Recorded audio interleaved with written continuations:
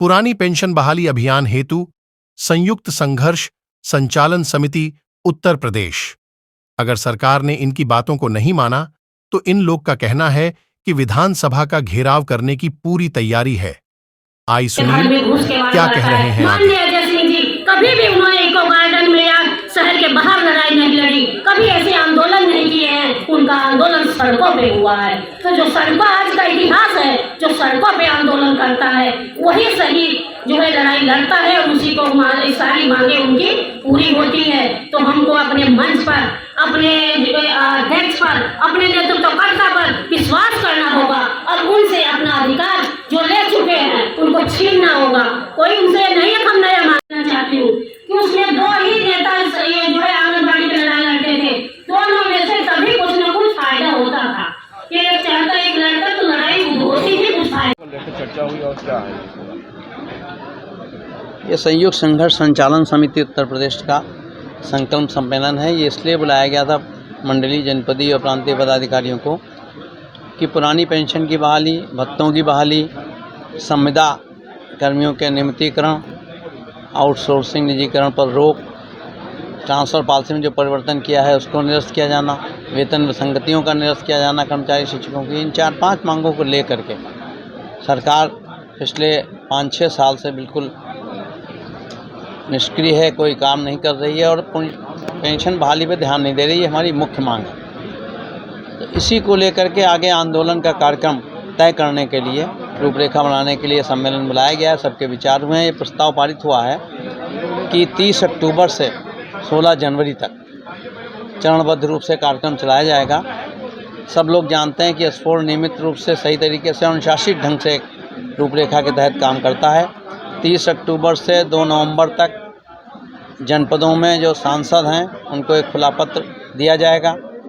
7 नवंबर को जनपद मुख्यालयों पर धरने का कार्यक्रम है, जिसमें ज्ञापन महामहिम राज्यपाल को और मुख्यमंत्री जी को भेजा जाएगा। 29 नवंबर को जन जागरण के लिए जनपद मुख्यालयों पर मोटरसाइकिल रैली का आयोजन है। इसमें कोई ज्ञापन या नहीं दिया जाना है, लेकिन मोटरसाइकिल रैली निकाल करके जन जागरण किया जाना है। 15 दिसंबर को जनपद के प्रत्येक जनपद के मुख्यालयों पर मंडलीय सम्मेलन किए जाएंगे, जैसे यहाँ मंडलीय सम्मेलन हो रहा है, और ज्ञापन आयुक्त के माध्यम से प्रधानमंत्री और वित्त मंत्री भारत सरकार को भेजा जाएगा। और लखनऊ में 15 दिसंबर को मंडलीय सम्मेलन नहीं होगा, जो कि यहाँ हो चुका है। हम विधान भवन के इर्द गिर्द गोलाकार में, वृत्ताकार में जो है मानव श्रृंखला बनाएंगे 15 दिसंबर को विधानसभा के इन चारों ओर, जीपीओ से लेके और फिर घूम करके राजस्थान। और 16 जनवरी 2024 को एक विशाल प्रदर्शन हम विधान भवन पर करेंगे, शिक्षक और कर्मचारी मिल करके।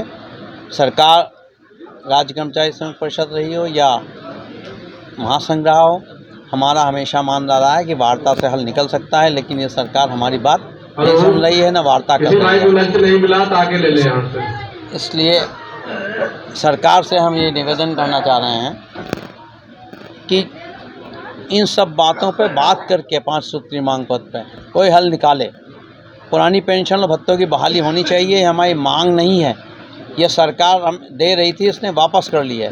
तो कर्मचारियों के साथ जो सौतेला व्यवहार हो रहा है, इसको अब कर्मचारी आगे सहन करने के लिए तैयार नहीं दिया। यानी वो सारे लोग इस बात से भली भांति परिचित हैं कि अगर कर्मचारी, शिक्षक अगर वोट नहीं देगा तो मेरा शासन प्रशासन डोल सकता है। तो इसलिए उस पर उनकी चिंतन मंथन चल रहा है। और 2024 के इलेक्शन को देखते हुए हम लोगों ने घोषणा स्कोर के तहत की, इसमें राज्य कर्मचारी महासंघ, राज्य कर्मचारी संयुक्त परिषद है, हम लोग का PSPS है, बहुत सारे संगठन, आंगनवाड़ियों का है, बहुत सारे संगठन इसमें। आज ये पदाधिकारियों सम्मेलन है, इसलिए केवल पदाधिकारी ही बुलाए गए, ना कि जनरल सब लोग बुलाए गए हैं। और उम्मीद है कि जो आने वाले समय में वो हम लोग बहुत शानदार प्रोग्राम करेंगे। और जो आखिरी प्रोग्राम हम लोग का 16 जनवरी को डिसाइड हुआ है, तो वो प्रोग्राम पहले भी कहा गया है कि वो प्रोग्राम हम लोग इको गार्डन में नहीं करेंगे। इको गार्डन में हम लोग को प्रोग्राम को दबाने का काम होता है। हम लोग विधानसभा का घेराव करेंगे, सरकार जो चाहे करे, जहाँ जहाँ तक हम लोग पहुँचें वहाँ तक पहुँचेंगे। उसके बाद सरकार लाठी चलाती, डंडा चलाती रोकती है, जहाँ रोकेगी वहीं अपने बस जो बाहरी कर्मचारी आएंगे वहीं रुकेंगे, वहाँ से आगे नहीं, वहीं पर धरना प्रदर्शन वो अपना स्टार्ट कर देंगे। और उसके बाद जो भी निर्णय होगा हम लोग आगे देखेंगे। देश पर राज करेगा।